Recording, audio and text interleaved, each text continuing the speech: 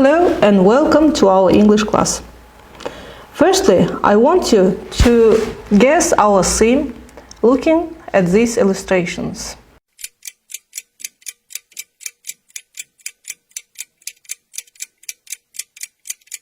Yes, you are right. On the picture there is Abay Kunanbayev, a great poet, writer, translator, educator, a founder of Kazakh literature. Today we are going to talk about him, to listen to his poem Winter, and to talk about it. Now, today's our lesson objectives are to revise comparative and superlative forms of adjectives and adverbs, to differentiate and use them. At the end of the lesson, you will be able to show information in the scheme and spreadsheet, form adjectives and adverbs in comparative and superlative degrees. Now, firstly, using this brainstorming, it calls starbursting, you should try to answer to these questions about Abay as much as you can. The questions are: who is Abay? When was he born? Where was he born? How many poems has he written? Which of his poems do you know?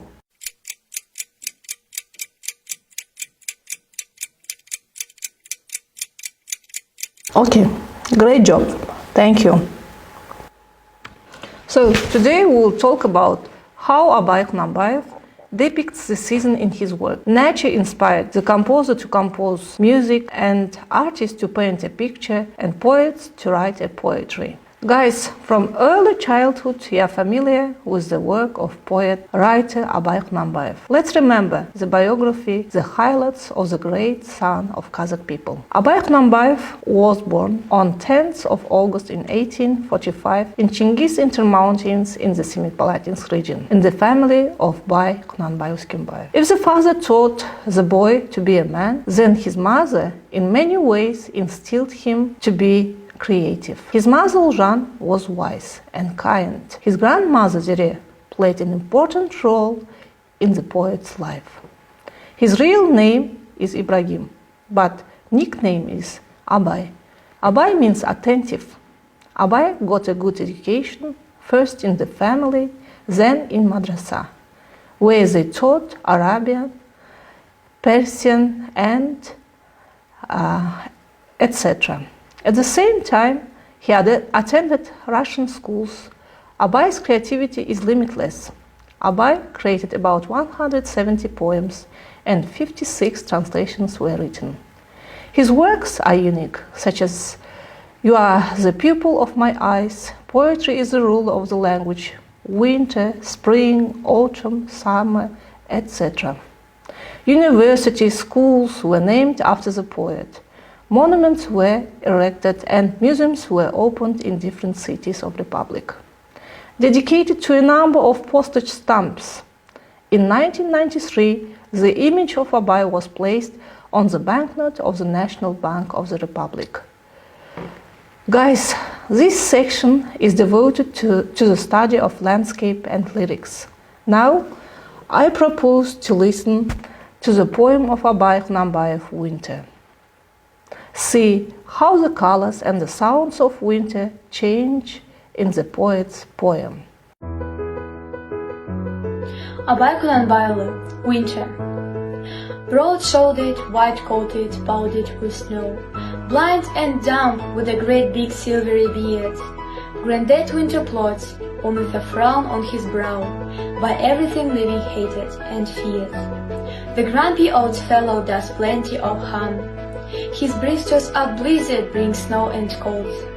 With a cloud for a head on his shaggy head, he marches along all the road in his hold. His beetling eyebrows are knit in a frown. When he tosses his head dismal, snows just to fall. Like a crazy old camel, he acts in his rage, rocking and shaking our yachters thin low. If the children run out to play in the yard, he pinches their noses and cheeks with cruel hands. No sheepskin can keep out the freezing cold. With his back to the wind, the shepherd stands. The horses in vain try shut their eyes. The hungry herd scarcely shuffle their feet. Greedy wolves winters, henchmen bear their thanks. Watch or disaster your flocks may meet. Guys, I hope you enjoyed the work of the great master of the word Abai. I suggest doing a little research. Now, here the task. You should match the poem about Abai according to the following meanings. Theme of the poem, characteristic of the seasons, expressive means. And here you should present information in the form of a table or diagram. According to this criteria and descriptor, you should do this task. Present your information as discontinuous text, compare a poem by meanings, present information in the form of a table or diagram. Please start.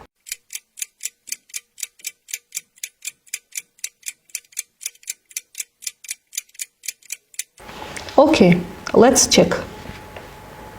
The theme of a poem: harsh winter, characteristic of the season: white fur coat, gray-haired snow, cold, snow, blizzard, white grandfather.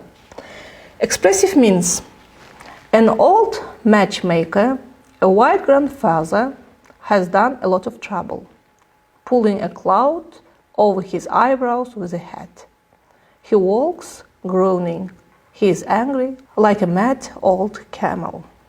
Now, guys, for beauty words, poets and writers used adjectives and adverbs. And now here let's revise comparative and superlative degrees of adjective and adverbs. Firstly, let's look at the formulation of it. As you know, we have short and long types of adjectives. Short, it means one syllabled, and long, it means two or more syllabled adjectives. Here, in short adjective, if it is short adjective, you should add er ending in comparative degree and est ending in superlative degree. If it is long adjective, you should put before it more, and in superlative you should put before it the most. And as you know, we have also irregular adjectives.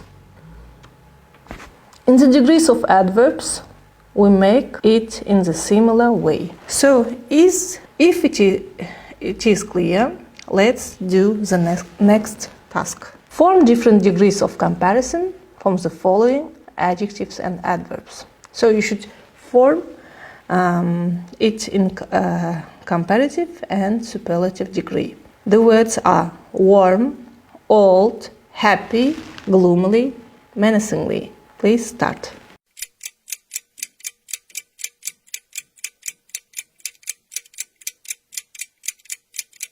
Okay, I am sure that you have completed the task correctly. Let's check. So, the word warm. In comparative, warmer. In superlative degree, the warmest. Old, older, the oldest. Happy, happier, the happiest.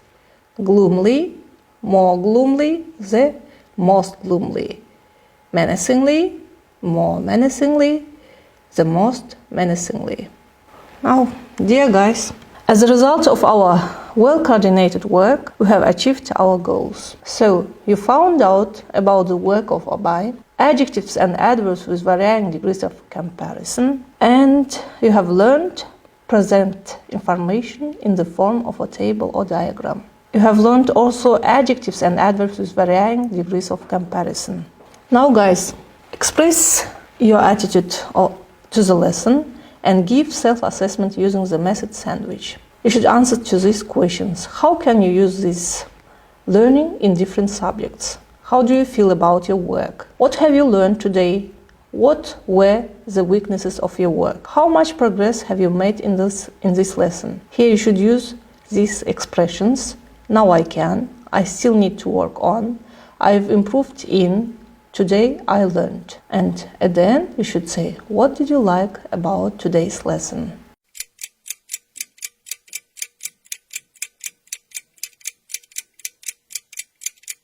Your home task will be to make up 5 sentences with the comparative and superlative forms of adjectives and adverbs above. Thank you for your joining lesson. Bye.